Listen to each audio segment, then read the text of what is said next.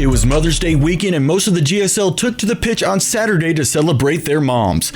How is the playoff picture shaping up for the GSLers? Did Pennsylvania get their first L? Did Atlanta get their second W? How did the squads fare in the UWFFL Prims and the two Dubs? We'll find out about this and more on the Yeti's Himalayan Huts this week in the Simulation Leagues, which starts now. Happy Mother's Day, Mumsy Wumpkins!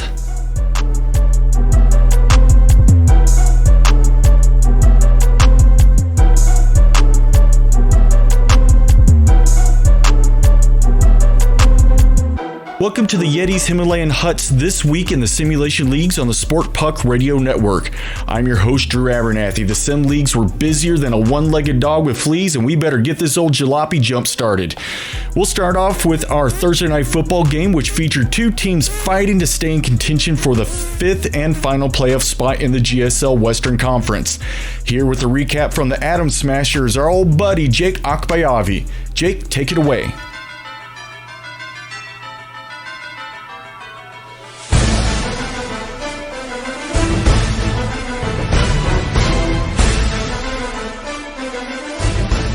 Thank you, Drew. We had one humdinger of a game last Thursday night in the Q as Seattle swam down to New Mexico to take on Albuquerque in the thermonuclear reactor. Albuquerque looked great in their home whites, while Seattle was looking pretty sharp in their all-over white togs. And when they hit the field, Seattle came out swimming hard and were trying to set an early, fast tempo on the day. Yet Albuquerque's defense, and their defense was pretty key in this victory, was able to get a stop and a key loss on a 13-yard sack, forcing Seattle into a punt. Seattle's punt would go into the end zone. Albuquerque's offense would come on and get started from their own 25, and then Albuquerque's offense showed that we are very much a possession-heavy team, and we are going to keep the ball in our hands and force you to take it away from us, and Seattle's D couldn't do that on the day. Albuquerque's defense, on the other hand, was able to get two key turnovers and turn those into points. And that was the big difference in the day. Albuquerque's offense would go down the field methodically, get a score, and then Seattle's offense would quick strike right back within seconds of the Albuquerque score to kind of keep things close. In the first half, Albuquerque was able to get a fumble and turn it into 6. At the end of the game, as Seattle was trying to counter and get out of the shadow of their own end zone, they fumbled the ball. Albuquerque got another turnover on the day. While both teams were both struggling to get the ball on the ground, one of Seattle's players decided to go all super collider on one of the Adams no-go zones, and that penalty would give Albuquerque an even shorter field with only 5 yards to work with. Albuquerque showed their New Mexico hospitality, and instead of rubbing this win in Seattle's face, they decided to go for 3, and Albuquerque would wind up winning the game 30-21. Now, what does this do for Albuquerque in the West Coast standings, in the Western standings?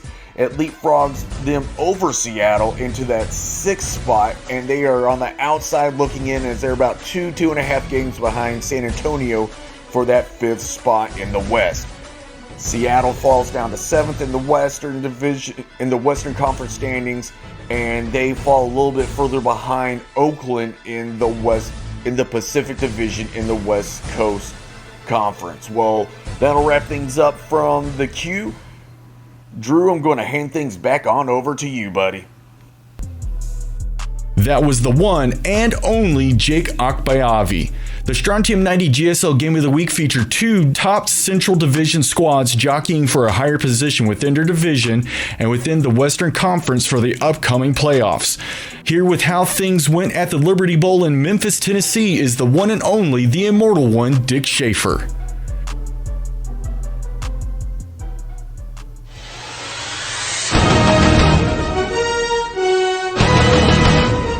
Alright, this is Dick Schaefer here for your GSL Game of the Week between the Memphis Comets and the San Antonio Texans.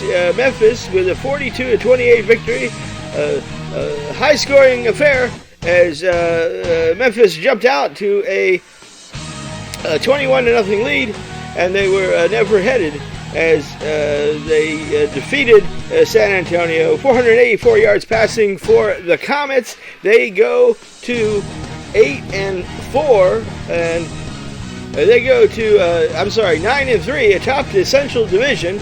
2 games now up on San Antonio. San Antonio still looking good for a wild card game. Now let's send you to Jacksonville and our good friend Dave Meyers, who's there with a wrap up of the Monday night football affair.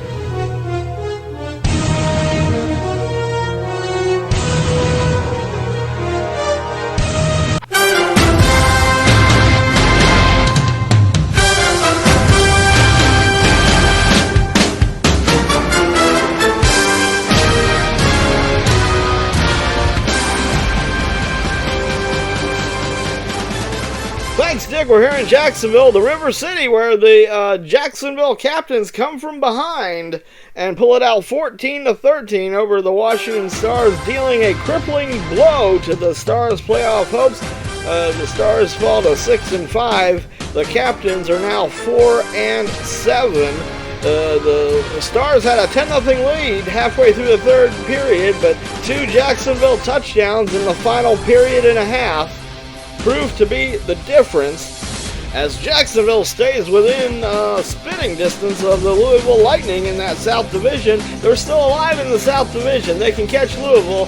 And as for Washington, now, well, they're in third place in the East, and they need some help to get back into the wild card race. About a month ago, they were atop their division, and now they are looking up both at Norfolk and Baltimore. So that's it from the River City. Let's send it back to this week in the Simulation Leagues with Drew Abernathy. You're listening to the Sport Puck Network.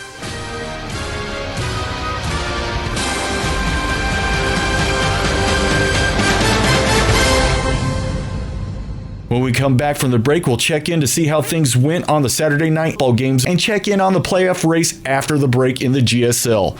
You're listening to the Yetis Himalayan Huts this week in the Simulation Leagues on the Sport Puck Radio Network.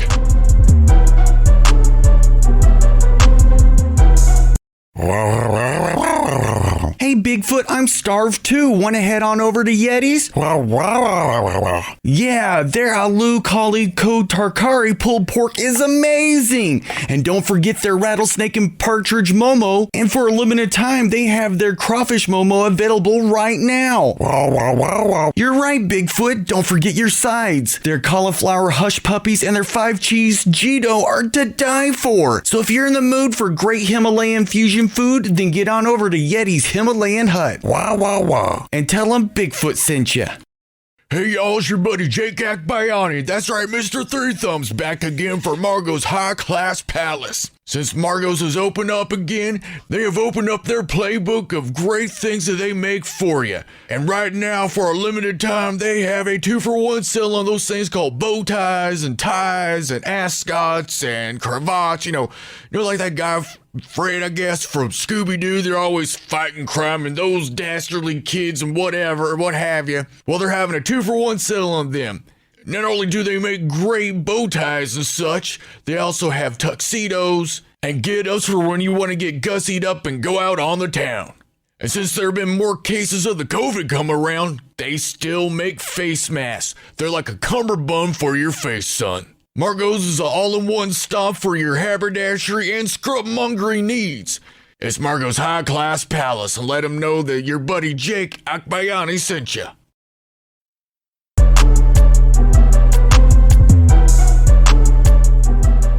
You're tuned in to the Yetis Himalayan Huts this week in the Simulation Leagues on the Sport Puck Radio Network. I'm Drew Abernathy, your host, and thanks for joining us. These are the fastest 30 minutes on the radio waves, and let's keep chugging along. Things got a little wild on Mother's Day in the dirty between the Soul and the Flying Fleet, and here with how the hullabaloo went on Mother's Day is our Bucky, Patty O'Lee. Patty, what are you at? Thanks, Drew. Boys, what are you at? Now listen, this is Paddy O'Lee with your GSL Week 12 recap of the Sunday night Mother's Day special featuring the matchup between two teams whose seasons so far are something only a mother could love. The Miami Soul versus the Atlanta Flying Fleet in beautiful Atlanta, Georgia. Come on we goes, let's get to the action. Despite their records, these teams are looking some shaggin' good as they took the field. The Seoul were spot on in their mono whites with orange helmets.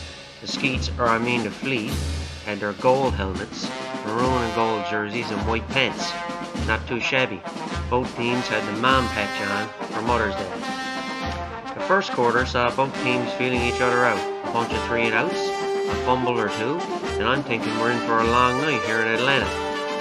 Suddenly, just as I was going for another hot dog, a completion from quarterback Billy Joe Culpepper to wide receiver number 15 Mike Pugh set the Flying Fleet up deep in Seoul territory.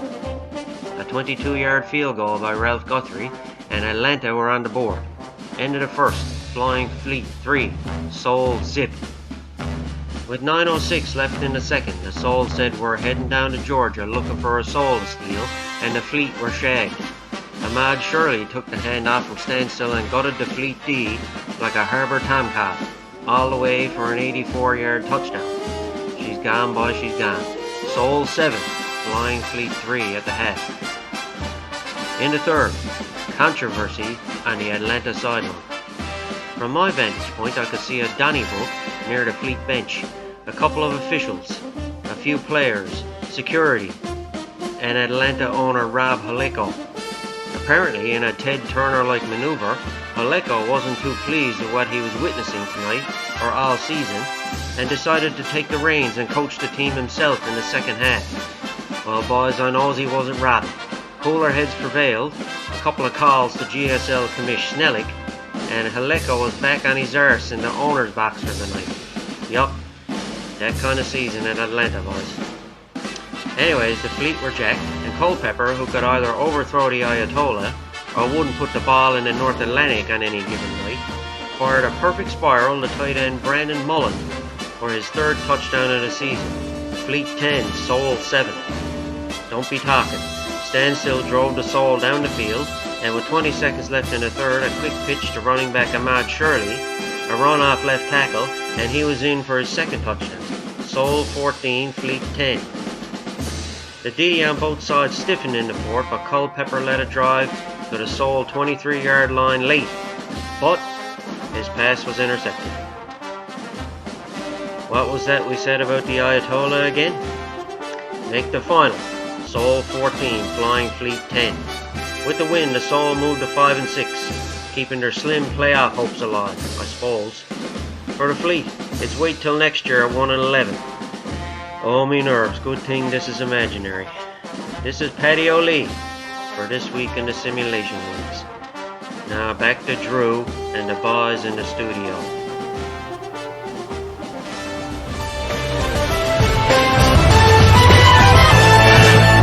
Thank you, Patty. That was Sport Puck's Paddy O'Lee, ya hard case.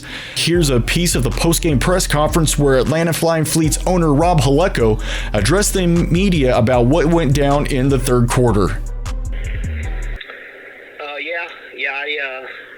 I can't explain it. I don't know what happened. I'm sorry, what was that? No. I just, I guess my emotions just got the better of me. You know, it's been a long season, and that we had a couple of 3 and outs there, and I guess I thought I could do a little better, but thankfully, cooler heads prevailed. I apologize to the coaching staff and to the commissioner and to everyone involved. It's been a long year. We have next week off, and then we will regroup and get back at it next week. I can't imagine the frustrations Rob Haleko must be going through right now. This is the Yetis Himalayan Huts This Week in the Simulation Leagues on the Sport Puck Radio Network.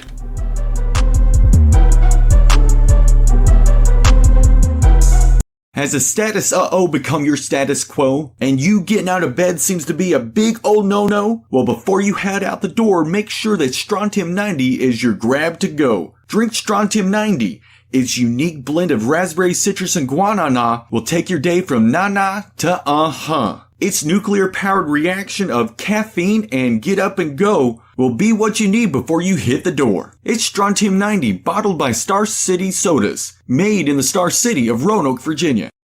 Ahoy me hearties, it be matey Paisley P for the finest footwear shop on the 7 Seas, Davy Jones Foot Locker. It be the port for all ye footwear needs. If ye be needing to crimp new shoes or boots cause ye current ones needing to be downed in the depths, then show a leg, fasten the main brace and haul wind to Davy Jones Foot Locker. They shan't be hornswoggling ye and you'll be saving a king's shilling. Go on account and get ye over to Davy Jones Foot Locker for the finest footwear you'll find on the 7 Seas. Davy Yar. Welcome back to the Yeti's Himalayan Huts this week in the Simulation Leagues, and I'm your host, Drew Abernathy. After all that drama, how did the rest of the league fare in Week 12? Let's go to the OK COVID GSL scoreboard. If you're having a hard time looking for love in lockdown, let OK COVID help you find the one you can share a lifetime with.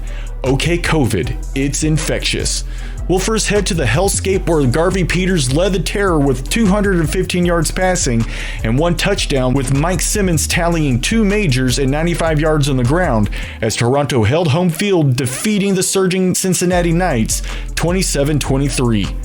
Claude Vincent and the boys from Beaver walked into the bog and defeated the all-green Wisconsin Stags. Vincent had 308 yards passing with 2 touchdowns, while Taquan Rogers added 125 yards rushing and 1 6-banger. And Pennsylvania stays undefeated on the season, defeating Wisconsin 24-13. The Diesel got their 3rd win of the season as they hauled off the Brew Crew 24-23. Baltimore flew into the Crescent City Castle and overthrew the Royals 38-17. Norfolk sailed across I-64 to take on the top squad in the GSL South Division, the Louisville Lightning. The all-gray Commanders gave the Mono Blue Lightning the blues as Norfolk beat Louisville 37-21. Ed Stanton had 3 touchdowns and 358 yards passing, and Tajani Peters had 115 yards receiving and 2 of those house calls.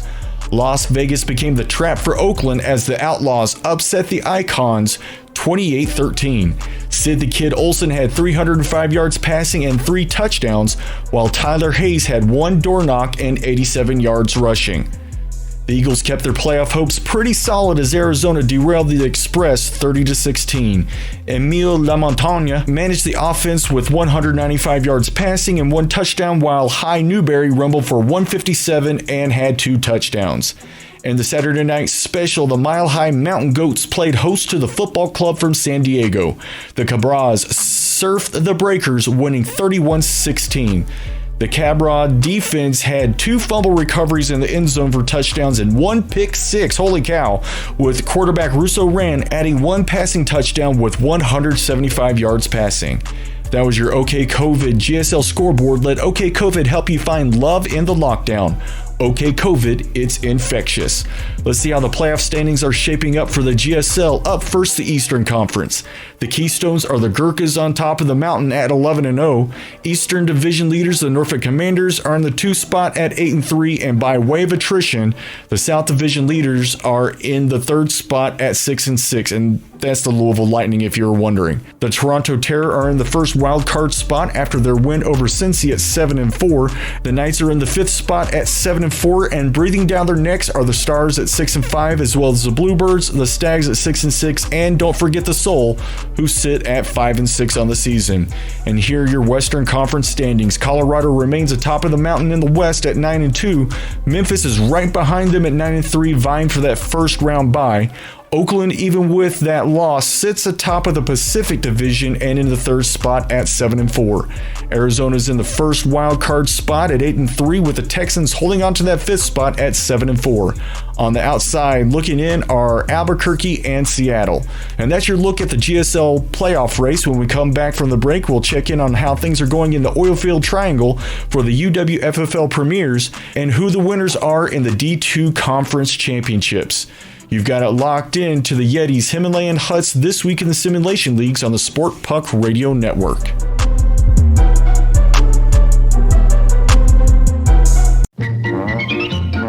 I'm from Milwaukee and I ought to know it's fast brewed flats. This is Dick Schaefer from 970 KDSF for Milwaukee's favorite beer, Blatt's Beer. Some beers make 1 brew for the tap and another for bottles and cans, but not Blatt's. Blatt's brews just 1 beer, and it's all draft brewed. Some goes into Blatt's bottles, some goes into Blatt's cans, and some goes into Blatt's kegs for your draft pleasure. That's why Blatt's gives you real draft pleasure from bottle, can, or keg. I'm from Milwaukee and I ought to know. It's draft brewed plastic beer wherever you go. Smoother, fresher, less filling, that's clear. And Blatt's is Milwaukee's favorite beer. Blatt's. Milwaukee's favorite beer, now at local prices. Are you feeling lonely during the lockdown? Do you feel like you're immune to catching the love bug? If quarantine has got you down, then look to OK COVID to help you corona on. OK COVID has a 19-point personality test that will positively partner you up with that person of your dreams. OK COVID just won't find antibody for you to be with. They'll help you find someone with whom you can develop the symptoms of a lifelong love together. It's the pandemic's #1 dating site, OK COVID. It's infectious.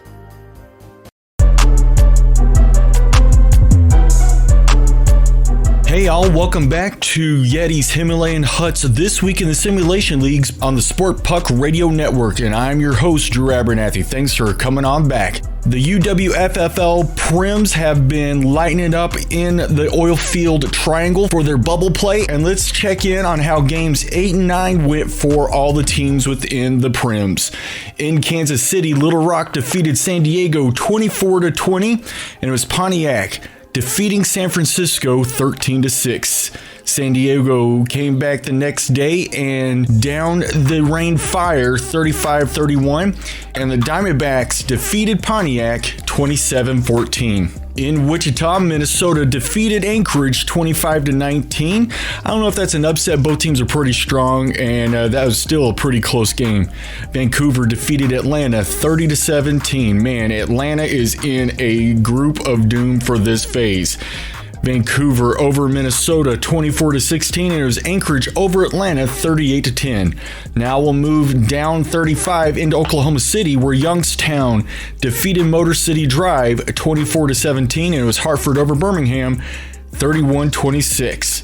On the next day, Motor City defeated Birmingham 20-13, and it was Youngstown over Hartford 16-10. So here are the standings after 9 games. Vancouver, Minnesota, Little Rock, and Anchorage all stand atop of the UWFFL Prims at 7-2. Motor City and Pontiac 5-4 and 4-5 respectively. Throw in Hartford and Birmingham at 4-5 as well. San Diego and Atlanta both are sitting there at 3-6 on the season. Youngstown and San Francisco round out the ladder at 2-7 and 1-8 respectively. Remember, the top 6 make the playoffs, and the last place team will be automatically relegated, and the 10th and 11th place teams will meet in the relegation bowl, excluding Atlanta. However, as we know, Atlanta will leave the UWFFL after 2020 to join the GSL. So if the season ends like this, San Francisco will be relegated, and San Diego and Youngstown will meet in the relegation bowl. So which teams will be playing to possibly take the place of those teams which will be relegated? We'll find out as we take a look at the UW D2 playoffs after these brief messages. You're listening to Yeti's Himalayan Huts This Week in the Simulation Leagues on the Sport Puck Radio Network. Conference is getting away. Aye, lass, he mustn't be allowed to go where'er the winds be carrying him. Drew, Jake, you bucks coming with us? We've almost been sacrificed twice. I don't want to mess around with that jacked up jester anymore. You two know what he's like. You're best to help find evil clown. Sink me, my boys. The tide's heading out and we're losing ground on this scallywag. That way. Whoa, my gosh, that girl's got a grip. We needn't be sitting to the poise or playing me honky with this dingbatter. It's go time. Bart. Hey y'all, I'm gonna need you to stop right there. Slabamny Chelovic, you're eating bowl of murder clown cereal. The only thing that'll stop you from reaching your destiny is missing out on a nutritious breakfast. You can fully recognize a path you're on just by eating a balanced breakfast with a bowl of my murder-covered Flex Puffs. Sugar Crinkles is the taste to kill for. Trish Yeti Flagit, the 5 of us about to carry you and your murder puffs back to where you came from. Hey, Bigfoot, I'm starved. Where should we go eat? That's right. Yeti has opened a new restaurant, and it's called the Himalayan Hut. The Lizard Man of Lee County can't stop talking about it, and the food was so good it satisfied all 3 heads of Cerebus. So if your normal food is just tasting a little too abominable, get on over to Yeti's Himalayan Hut. Hey Bigfoot, why don't you call Wendigo and Christos the Griffin? Sure, the Beast of Dartmoor can come too. Man, he eats like a pig though. I know, Bigfoot, it doesn't matter. He can come too. And your friends can come too to Yeti's Himalayan Hut. And you'll find great food at a low price. It's Yeti's Himalayan Hut. That's right, tell them Bigfoot sent you. Welcome back to the Yeti's Himalayan Huts This Week in the Simulation Leagues, and I'm your host, Drew Abernathy. Thanks for coming on back. The D2 Conference Finals have commenced, and it's time to see who will move on to the Promotion Bowls. In the Eastern Association, the Steel City Express was able to reel in the Staten Island Swordfish and win the division. Your EA Conference Final, Steel City 27, Staten Island 21. The Cinderella season came to an end for the Roanoke Giraffes as the Florida Geckos find redemption and a chance at promotion as they won the Metro South 21-17. Iowa finished Central League play undefeated, and the Corn won the conference, defeating their arch rivals, the Kansas City Rattlers, 36-20.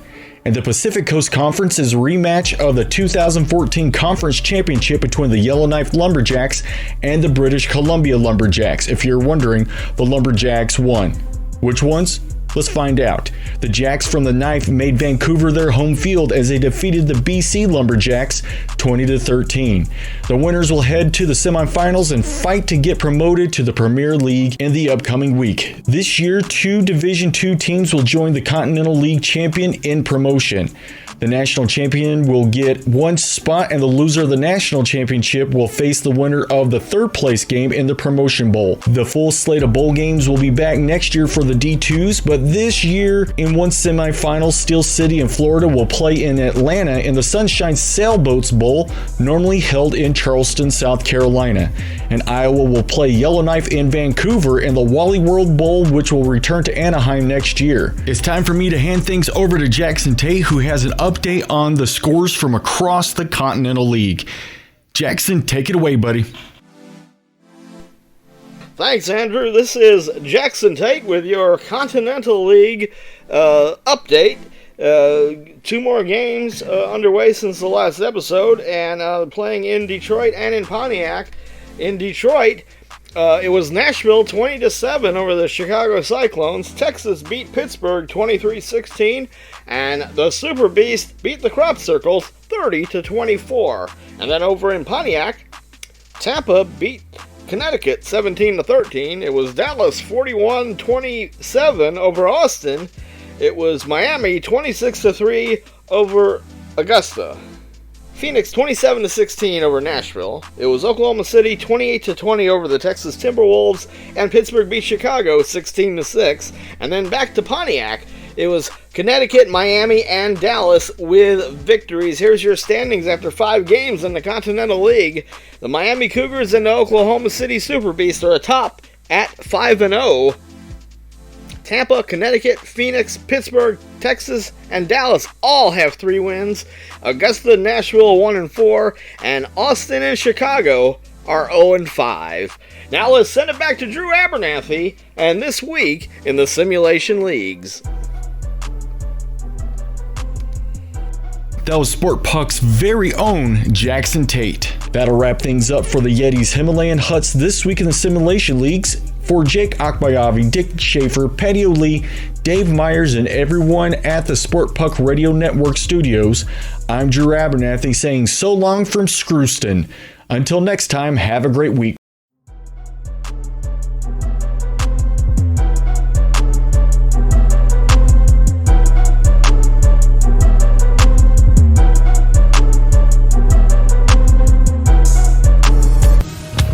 This has been a Sport Puck Network special presentation. This podcast is a production of the Sport Puck Network, located at the intersection of sports, music, and double entendres. Find us on the web